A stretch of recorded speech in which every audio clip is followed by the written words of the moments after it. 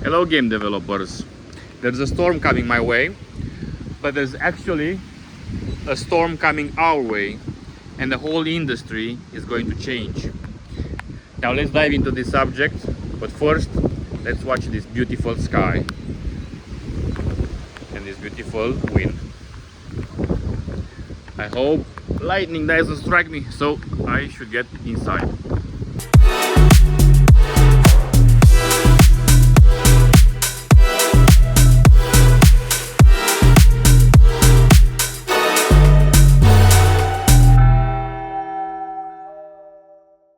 Hello everyone. Let's talk about the struggle. Yeah, which one you might ask? Yeah, because we live in a time where we actually have many struggles. This channel, I think, should be a bit more on the uplifting, creative side. So no real world things, no economy thing discussion. Just how hard or what's the problem or what are the solutions on being a creator in the game industry specifically, not in general, not on YouTube. If you want to make games, what's that about in today's age? How are all the things that are coming to us technology wise and the way we work, how do all these change the way we create games? But first of all, I want to talk about me a bit. I am an old school guy. I've worked in the gaming industry for 20 years. Yeah, I started working on Nintendo DS, if you guys can Google that. It's an old console. I remember I was very excited to enter the gaming industry. And it wasn't the way I thought it would be. Because when you when you join something like making games, you imagine that every day is going to be fun, but actually making games on a console like that was very technical and a lot of work. And of course I was a teenager. What's work for a teenager? Also, I need to mention that my profession is in art.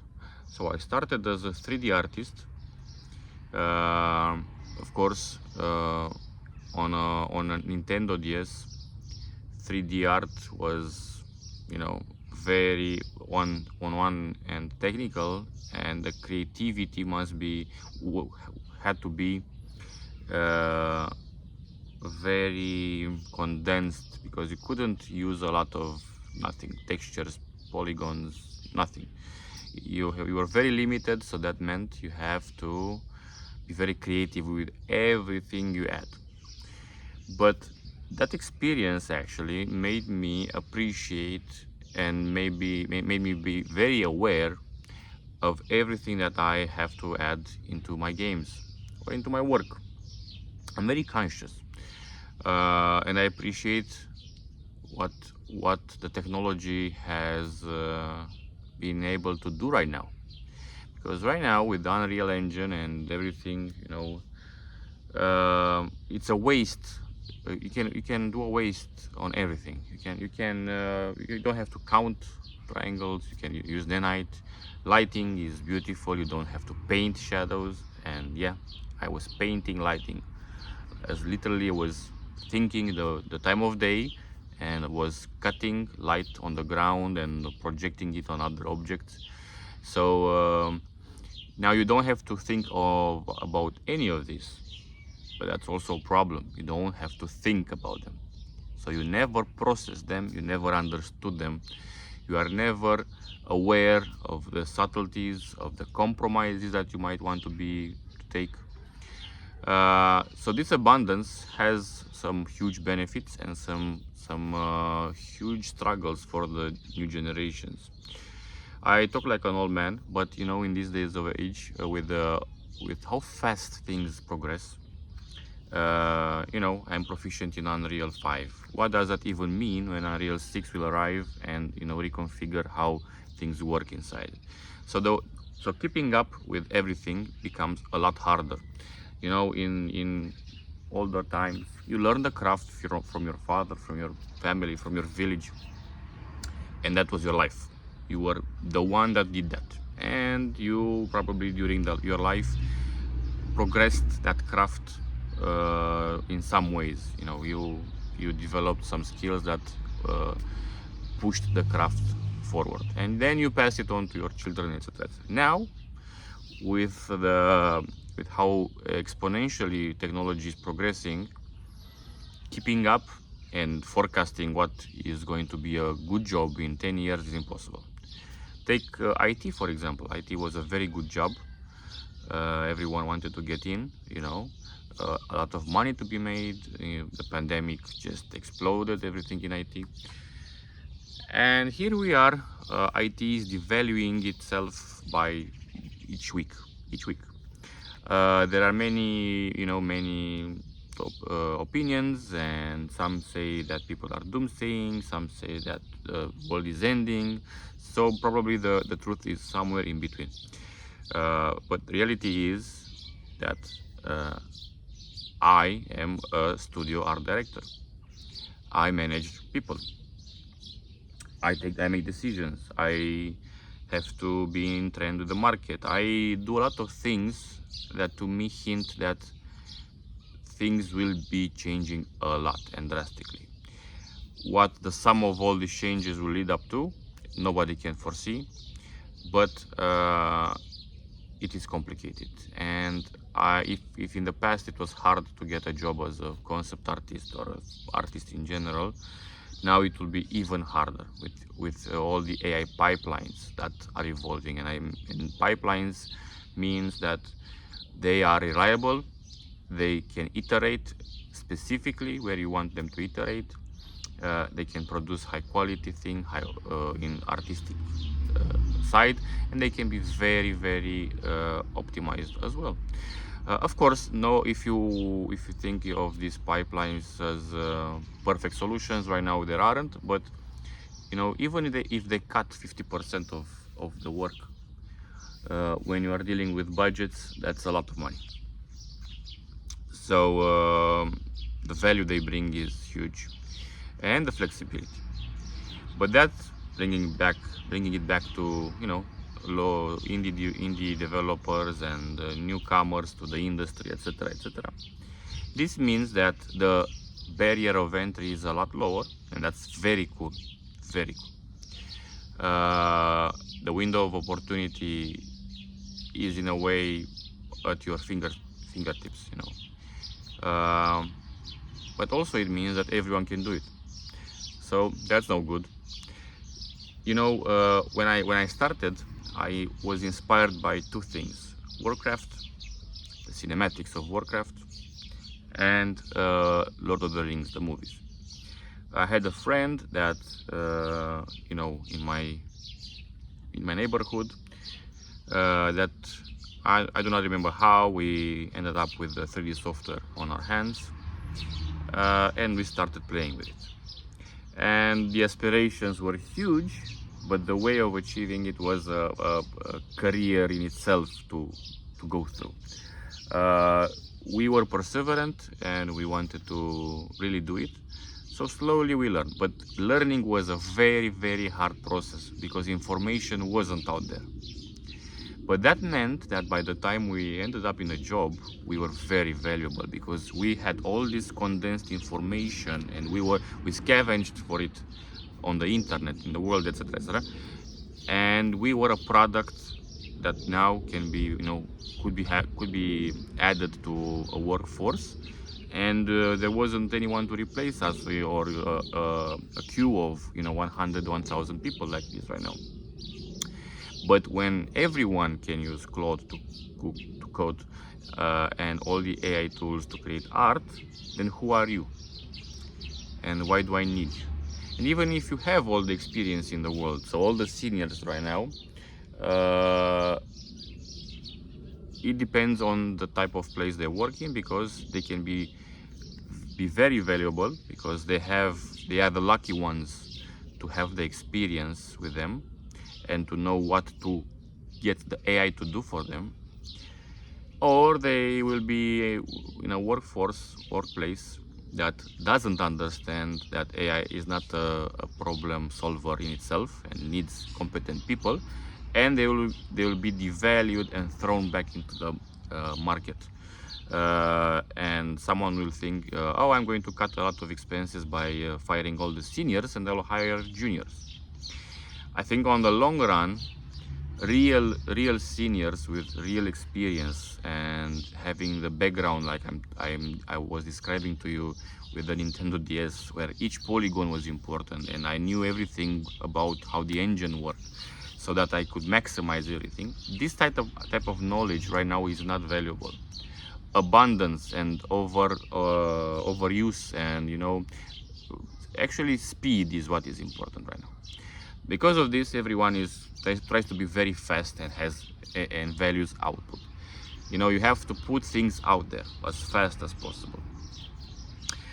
Well, this is why people complain about low FPS games then, right? Oh, where are the devs that used to optimize their games? Well, that's the problem.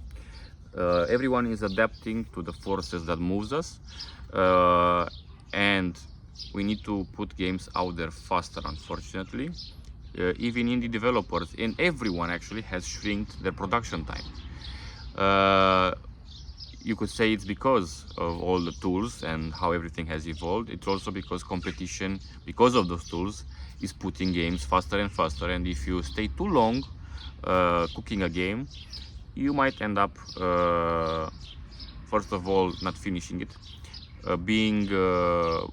Your niche can be taken over. And with everything that is evolving, you can be outdated. Trends move very fast, and even visual trends and gameplay trends move very fast. So this means that you have to be very fast. You have to create a summer wonder, a summer hit. It's no longer creating a game that lasts a decade. That's sad in a way, because this means we are consuming faster and faster, producing and consuming faster and faster. Where will this lead us to? Who knows? But one thing I am pretty sure is that information becomes devalued, content in general becomes devalued. So even good games are good for 1 week, for a sitting maybe. We fight for that attention with everyone. And I guess this is relatable because we all do this. We are all trying to see what catches our interest today, this hour. So it's no longer a thing of, oh, my hobby is this and I'm going to be watching this type of videos for 6 months. No, we jump from interest to interest based on our mood, on our day, or anything. And that's fine. That means there's a lot of opportunity out there to be entertained. That's very cool.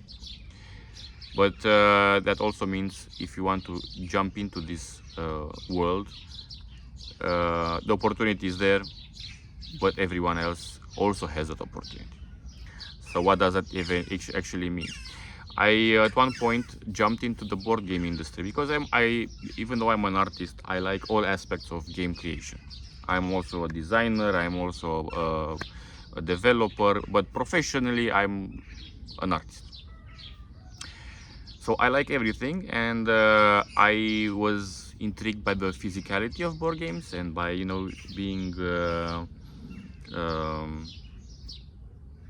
being forced to be there with a set of components and a set of rules. That was very intriguing to me, and of course the social aspect of it. So I jumped into this industry way before 3D printing arrived, and way before it was a boom with Kickstarter. But because I stayed too long creating a game, I wanted to think about it. I reinvented it a few times. The market evolved to a rhythm that surpassed me. And that meant that I was no longer relevant, or what I was trying to do was no longer relevant. And now, when I still am trying to catch up with the industry to see what is going on up there. Because of the 3D printing, because of the AI, now games look extremely beautiful but they are printed every day. A lot of them, thousands of board games come on the market. People cannot even review them. You know, it's an abundance. It's an abundance, overabundance. And that's a bit sad, because in the past, for instance, if I'm an artist, I could have brought a real cool skill on the market. I could have created a beautiful game. Now everyone can do it, even miniatures. If I was proficient with 3D and 2D, maybe I could have brought a game on the market that was beautiful all around, and could have compensated for a multi-talent team, so do it on my own. But right now it's become easier than ever. So why even enter that industry? Why even enter the gaming industry? Well, that's a tough choice, to be honest. Because it's like, why even become a content creator? Everyone can do it, but are you really going to be making it?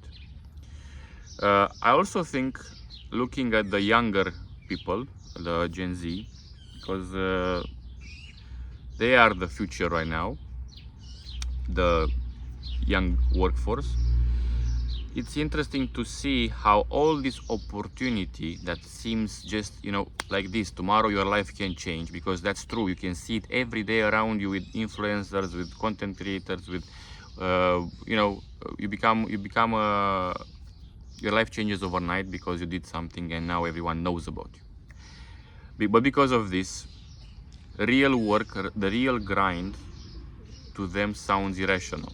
Like, why would I even bother to do hard work when I can try small things and maybe one will be the one that makes me famous or makes me money a lot? Okay, that's a possibility, but it becomes a lot like buying a lottery ticket, even though it doesn't feel like it. You know, it doesn't feel like it. You feel like, oh, I have a real chance. I could do that. I could do what that guy is doing, or that girl is promoting, and whatever. Sure, you could, but you aren't. And reaching that point takes forces outside our competency or control. In the past, we had more control.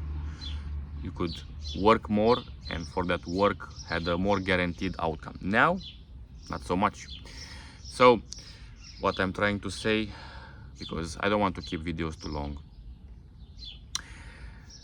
I want to create this channel to discuss things like this, to process things, to also show you how I work on my games, because I also try to maintain this hobby, because to me it's a hobby, and actually be helpful to whoever wants it. I could think of many ways of trying to help game developers out there if they want to.